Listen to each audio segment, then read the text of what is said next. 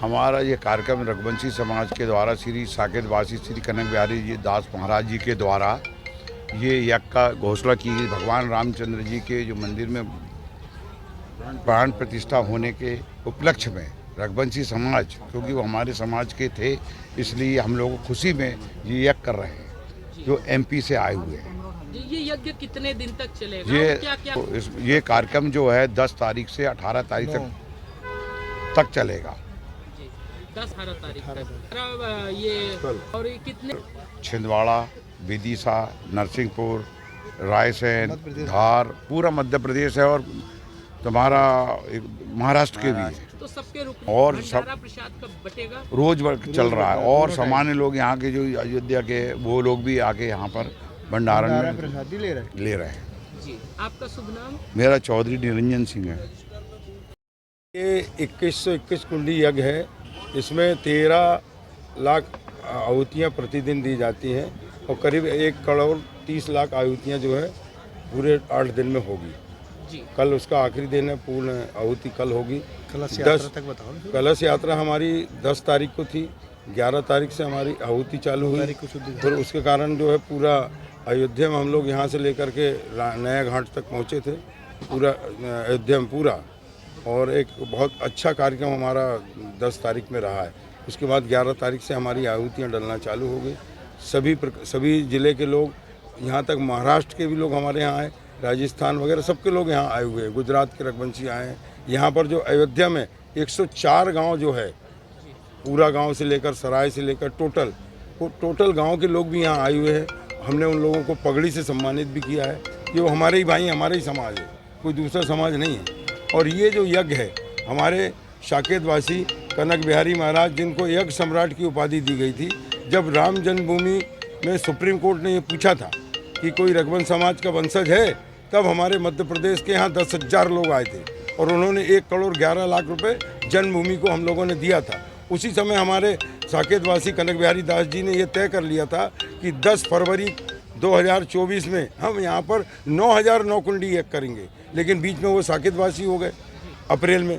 तो हम लोगों ने विचार किया पूरे प्रदेश के लोगों ने कि भाई उतना यज्ञ तो नहीं करा सकते, लेकिन 2121 कुंडी यज्ञ हम अयोध्या में करेंगे और ये जब रामलला विराजेंगे तब करेंगे। तो उनको ये मालूम था कि रामलला 22 जनवरी को विराजेंगे, तब उन्होंने अपने दिमाग से ही ऊपर वाले का उनको आशीर्वाद था, तो उन्होंने 10 तारीख की घोषणा 1 वर्ष पहले ही कर दी थी। जैसे पता था उनको जानकारी थी, तब तो कर दी ना।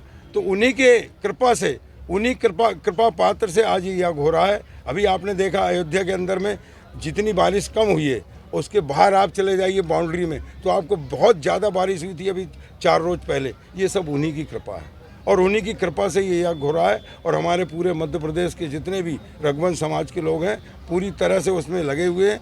उनके दिल दिमाग पर, हमारे दिमाग में एक ही बात है कि हमारे वंशज रामचंद्र जी हैं और हमारे साकेतवासी कनक बिहारी जी दास, जो जिनको यज्ञ सम्राट पूरे संत महात्माओं के द्वारा पूरे देश में उपाधि दी गई थी, वो हैं। जी, आखिरी सवाल लेना। देखिए, कल हमारे पास 20,000 लोगों का यहाँ भंडारा होगा और करीब 4,000 साधु संत यहीं पर भोजन करेंगे। उनकी भोजन प्रसादी तैयार हो रही है और पूरी तरह ये कार्य जो है बहुत अच्छे तरीके से संपन्न हो रहा है। उसमें अयोध्या वासी का भी हमको सहयोग प्राप्त हो रहा है, प्रशासन का भी सहयोग हमें प्राप्त हो रहा है। और इसके बाद में आपको और भी जो पूछना है, हमारे यज्ञाचार्य हैं यहाँ पर। कै बजे से कै बजे तक? के पास 11 बजे से हमारे बजे तक वो अंत रात तक चलेगा। अभी भी चलता है डेली, सुबह 11 बजे से 3 बजे, शाम को 7 बजे से 2 बजे रात तक चलता है। जी, आपका शुभ नाम? चक्रपाल सिंह रघुवंशी ब्रह्मचार्य है और इस यज्ञ का मैं प्रमुख आचार्य हूँ। हम महाराज कनक बिहारी दास जी महाराज जी से मैं कई विगत वर्षों से जुड़ा हूँ।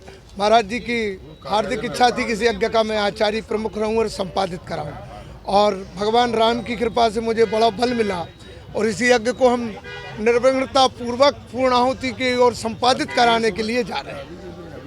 और महाराज जी, एक सवाल। अभी तक यहाँ में 1 करोड़ 25 लाख आहुति से ऊपर हो चुकी है। जी, और कल कितनी आहुतियाँ पड़ेगी आखिरी में? कल इस यज्ञ में कल इसमें 35 लाख के करीब आहुतियाँ होंगी। वैसे हमारे जो राजा रानी है, उसके जो हमारे राजा रानी हैं, उनके उस हिसाब से कल हमने 5,000 लोगों को और बैठने का अवसर प्रदान दिया है, क्योंकि हमारे जो समाज से जुड़े लोग हैं, इस कार्य से 5,000 लोगों की और आहुतियाँ बढ़ेगी। हमारे यज्ञ के प्रधान यजमान श्री मुनिराज सिंह हैं। पूरे भारतवर्ष के रघुवंशियों ने ये किया। इस यज्ञ की अब मैं विशेषता आपसे बताता हूँ। इस यज्ञ की एक विशेषता है, आपने यज्ञ तो बहुत देखे होंगे, से आपने यज्ञ तो बहुत देखे होंगे, लेकिन इस यज्ञ की आपने कभी अगर कल्पना करें, यज्ञशाला का आप दर्शन करके देखें तो बीच की जो शिखर है उसमें 8 परतियाँ हैं, 8 मंजिल है।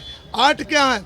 8 सिद्धियाँ हैं। अणिमा महिमा चेती गरिमा लगिमा तथा प्राप्ति प्राकम निश्चित्वम 4 सिद्धियाँ, जो 8 सिद्धियाँ देते हैं।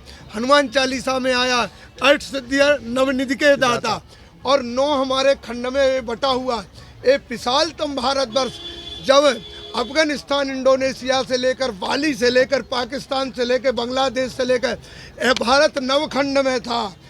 इस यज्ञशाला की बनाने की चर्चा महाराज श्री से मुझसे हुई थी गमा करके यज्ञ में। तो मैंने बताया भारत में जो नवखंडीय भारत है और रघुवंश राजाओं का नवखंड में राज रहा है, इसलिए हमने 9 खंड में नवनिधि के प्रमाण से यज्ञशाला बनाई है।